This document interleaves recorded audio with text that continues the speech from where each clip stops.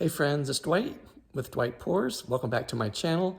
Over my shoulder here is my buddy Max. He's about 11 years old. He's a good boy.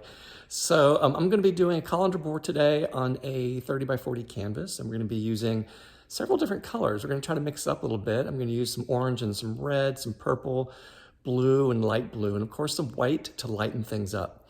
So I'm going to mix my paints like I always mix. I'm going to do 1 part paint, 2 to 3 parts floetrol, Drizzle, liquitex pouring medium, and water to then thin that out. So something to keep in mind when you're doing a colander pour or a dump and swirl is make sure all your paints are strained. Now, I know I already strained my floetrol, and sometimes you have that gunky stuff in there, but sometimes paint, even if I'm mixing it, I don't catch a little bit of the lumps. And so I strain it because when I'm stretching all over my canvas, I'm really stretching that paint out. And even if there's a little bit of schmutz in there, it'll create like a streak or like a little caterpillar. And that's not what I want. I want nice round cells, or at least cells that have some nice composition. Okay, I'm gonna mix my paints. I'll show you the paints, and I'll try to remember to show you the order I'm gonna pour them. And we'll get the canvas ready and we'll get started. Okay friends, here I am back in my studio. My paints are all mixed up. Here's my 30 by 40 canvas. And yeah, I think I'm gonna pour in this order here. I have Artist Loft Soft Body White. I have Folk Art, I believe that's Fire Opal. And then I have a mixture of Festive Red and I think True Red. And those are both Deco Art brands. One's Dazzling Metallics and the other is Americana. And this blue here is just a little bit of metallic blue with some white. Then I'm going to put another layer of white, and then the darker blue, which is the metallic blue, and then the metallic purple. So I have a little extra than I've been pouring recently. Usually I only have like 5 8-ounce cups and then a 4-ounce cup. But I'm gonna put a little extra paint on the canvas and see what happens with that today. There's my black dump paint, and there's the colander I'm going to be using. So I'm going to prep the corners, the edges, and we're going to get started here in just a moment.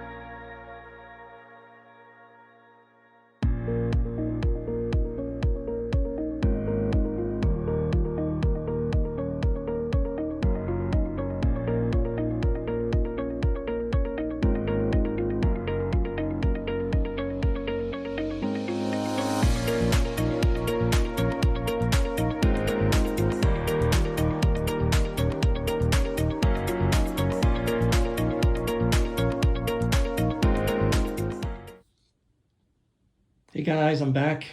I let this sit for about an hour and I'm very pleased. I love the color. I thought it was gonna be a little bit duller when I walked away, but I haven't even watched the time lapse yet to see how quickly the colors filled in. So I'm glad I have some of the blue and the red, and I got white speckled through the orange and the red as well. And the negative space is great. Now, you know me, if you're following me, I'll probably go in and clean up the negative space a little bit, just to dot those cells to keep them nice and clean. So let me show you close up a little bit. All kinds of action going on, which is what I was looking for. I've got some nice big juicy cells. Again, the negative space there, I'm going to just dot the centers to make sure they pop out a little bit more, but the color is beautiful. I'm very, very pleased. Now, if you noticed, on the, when I tilted it and put it down, I had some lumps in the paint. And I talk about how they give little caterpillars and sometimes how you need to strain your paints. I don't actually know which paint that was in. I have a hunch it was the red, and I did not strain the red. Of course I didn't, because when I was dumping it into the colander, I thought I saw something go bloop. So that was probably where that was, and maybe a couple of other spots in there as well. But they filled in, which I was hoping they would do. I didn't want to have to scrape it or anything. So let me just show you down here. Got some very interesting cells, pearls, a lot of movement, a lot of color. Yeah, so I think, you know, highlighting some of these with some of the purple and, you know, some of the red will look really nice once it's all said and done. Okay, friends, thank you so much. What I'm going to do is walk around here. I will, I'll come in when it's dry, and I'll show you the dried results. And then I will go ahead and sort of clean this up a little bit to show you what I do and how I do that. Maybe I'll do that on time lapse, or maybe I'll do some real time with it. And yeah, and then we'll have it all done. Okay, thanks. Okay, friends, here we are. This is the dried results. Let me show you a little bit close up. Nothing much has changed. I am going to go in here and clean up some of that negative space and just sort of highlight some of those cells. And I'll do that on a time lapse so you can sort of watch my process, and then I'll show you the dried results.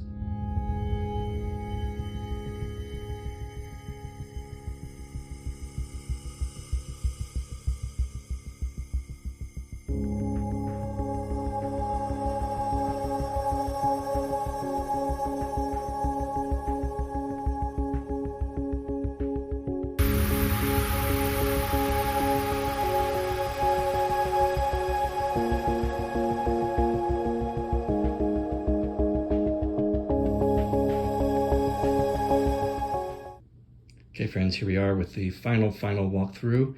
If you've watched, I did a little bit of touch-ups on the painting. And I'll be honest with you, I'm liking this orientation, actually. So I'm probably gonna this will be the way I'll hang it, like this. So I'll just show you a little bit of what I did. You can see how I just highlighted some of those cells just around the negative space to have them stick out and pop out. Now there's a mixture of metallics in here, so I'm looking forward to varnishing it because it's really going to brighten up all this color, and I think it's going to look really good. Okay guys, thanks for watching. I'll do another one, who knows, maybe today, or for sure sometime this week coming up. Okay, take care. Again, if you haven't subscribed, feel free to subscribe. It's free. Just helps me reach more people and get more content out there. Okay guys, have a good week.